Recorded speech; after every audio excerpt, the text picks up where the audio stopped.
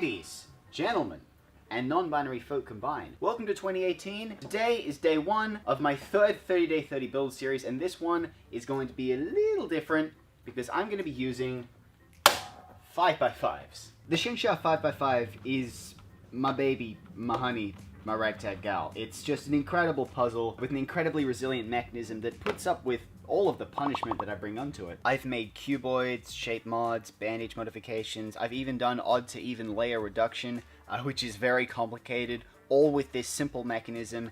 And it's just a great puzzle, and I don't know why I haven't done a build series on it before. So I'm excited to do the third installment of 30 Days 30 Builds for this puzzle here. But of course you don't want to hear me talk about this puzzle, you want to see what I'm going to build today. So, today I'm going to do a simple modification that I saw a couple days ago that I really like the idea of, and it's basically a 5x5 version of the Pocket Cube.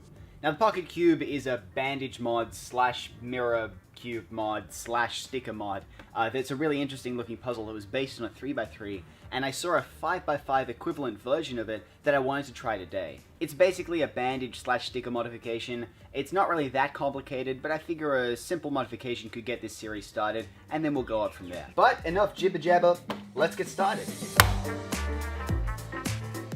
Before I even get started with this modification, I'd like to address that yes, I am doing another bandage modification. They are fairly self-explanatory, and I have covered the process in depth plenty of times on my channel before, but I thought this puzzle looked really cool, and I just really wanted to build it.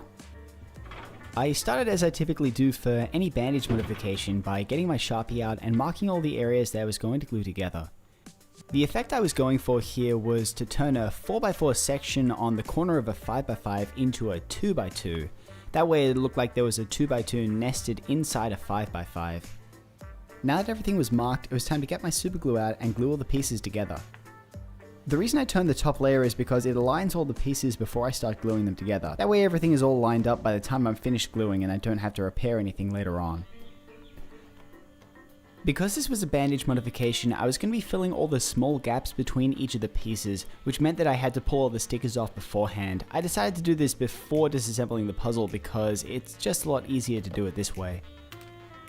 And after I had all the stickers off, I disassembled the puzzle and I was left with a bunch of pieces, and now it was time to get the epoxy sculpt out and fill all the gaps.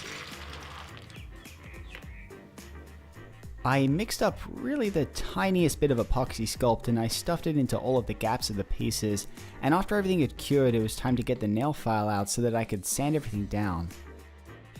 Now you may think that sanding with a nail file is kind of pointless, especially when I have a perfectly good belt sander sitting right next to me, but the belt sander is a little too aggressive to sand down just the smallest bits of epoxy sculpt, so I prefer to do that stuff by hand.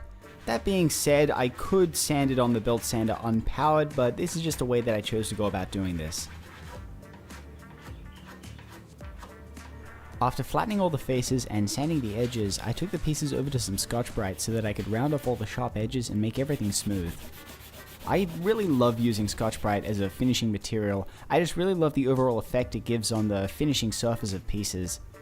After everything was assembled and painted, I checked the puzzle for movement and I was really happy with how everything was turning. I always love how the Xingxia 5x5 turns out. It seems like no matter what I do to it, it always ends up turning fantastically. So now it was time to get the stickers on it and finish this puzzle up. And here it is, the puzzle is all stickered up. I had to hand cut the stickers for the 2x2 section of the puzzle, but the rest of them are regular pre-cut stickers supplied to me by the Cubicle.us. I think it looks a lot more interesting with these silver stickers on than it would if I stickered it up with the regular 6-color scheme. It's actually not supposed to have a 6-color scheme, it's only supposed to be 1 color, but I decided to make it a little different because I can do that, because it's mine and I built it myself. But anyways, I think this is a pretty cool puzzle, and I think this is a fitting start to this new series. But anyways, thank you guys for watching, and I'll see y'all next time. Well, which is kind of like tomorrow, I guess. I'll see you tomorrow then.